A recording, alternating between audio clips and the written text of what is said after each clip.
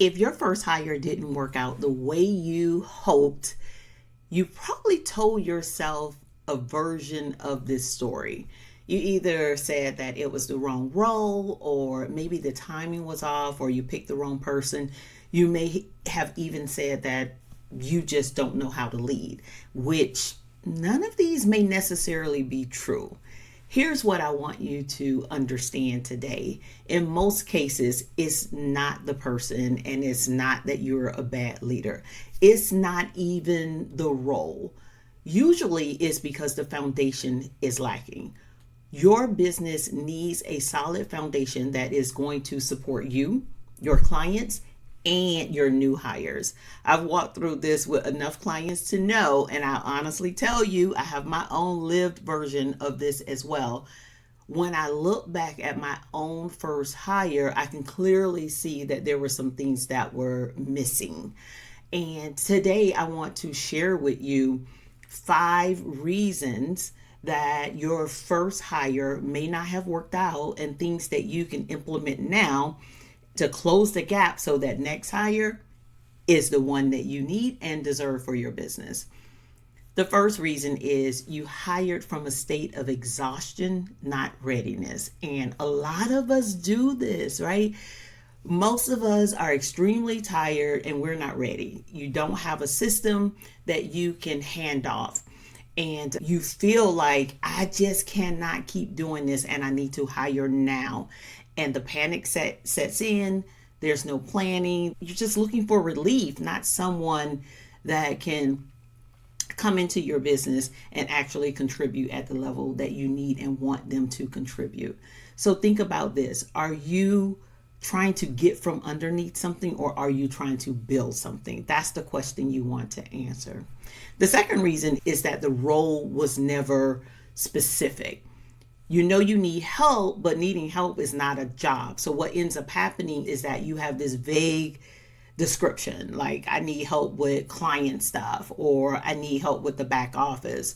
Whereas you need to be clear, because people need to own something. So they can come in and they can own the entire client onboarding process. So they know every day what they need to do. This is why within the leadership shift, one of the things that we do is we go through and we have you to build out scorecard, which talks about exactly this. Specifically, what do you want someone to do? What do they own? And making sure that that is clear and detailed and defined. So they know whether they come in and they work in your business Monday, Wednesday, Friday, whatever day they wake up, they're working for your business. Here's what I own. Here's what I need to do. Whether that is I am the one that compiles all of the metrics and make sure they are ready for the meeting on Tuesday, or like I said earlier, I own the client onboarding journey, which means that if I'm the employee, I know exactly what I need to do. If someone is not responding within 2 to 3 days, I know that I need to reach out via phone, text, email. I know what I need to do and I own it. That's my responsibility. That is number 2. Reason number 3 is you didn't hire with your values in mind. And this one, I'm going to try not to go into too much detail, but it's extremely important. And what I find is that many times micro business owners or small business owners feel or think that is not important. But this is extremely important. We have this way of thinking that when it comes to hiring for culture, that is more for larger organizations. But I want you to think about it this way. If you have a small team, that means that you may have less than 10 people on your team. If you have less than 10 people on your team, they're working closely together. There's going to be some overlap, and you want to make sure that your values are throughout your business. So if one of the things that you value is excellence, and you're going to define what excellence look like, when you're hiring, you need to be making sure that you're including that as a part of the questions that you ask, right? And this is so important because if excellence is one of my core values, and that looks like how I show up for my clients, because I'm going to express what that looks like to me, and I define what that is. I want somebody to show up the right way, right? So this could mean I'm responsive to my clients, where I'm responding within a certain period of time. This can look like I am providing them the support, the utmost support that they need. Whatever it is that I use to define it, I need to make sure that the person that I hire is on board. Because what happens is that they start to come on board, and their version of how they support the client may be different from your version. So the proficiency is there. They know how to do the job. But what may happen is that when you are not hiring for a value alignment, what they value and what you value may be different. So for you, supporting the client may look like I'm supporting them with integrity. So I'm responding to emails within a certain period of time.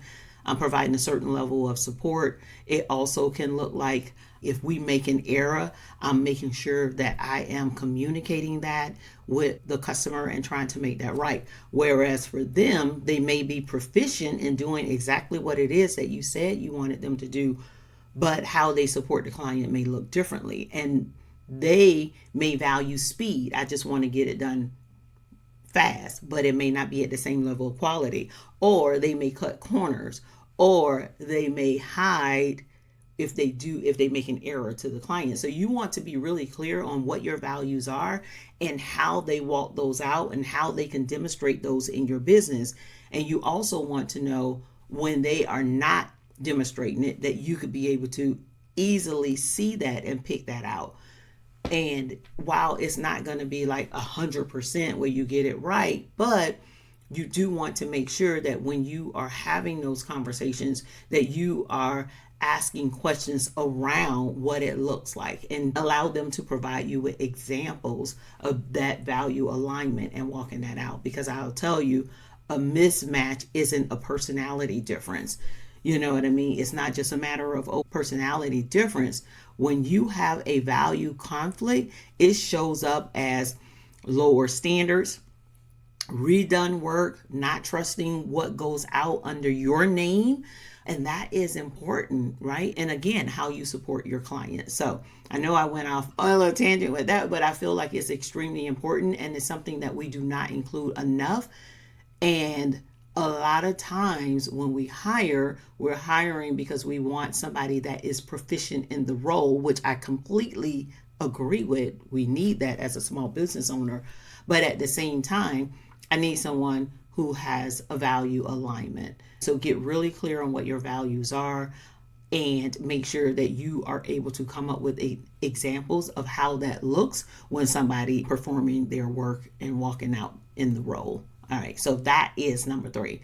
Number 4 is your processes live in your head and not on paper. And I know you may be tired of hearing me say this, but if you want to really delegate something, to give it to someone so that they can own it and they can do it, they need to know what it is that they're actually doing, because they can't read your mind. So you built your business doing it yourself. In many instances, you never had to explain it. So it lives as instinct. You just automatically know what to do. Or there are some cases where you are not doing things consistently. So whether you are hiring or whether you're just doing it for yourself, you definitely want to have those documented processes. But for the sake of this episode, we're talking about when you are hiring. And one of the gaps is that a lot of times people do not have defined processes. So what happens is you hire somebody, they are either, number one, going to make up their own process and do what they think is right, or they're going to consume a lot of your time, which is going to drain you even more, which is not why you hired somebody. Many times when you hire somebody, it's because your capacity level, you don't have that much capacity left, and you are bringing somebody on to relieve that.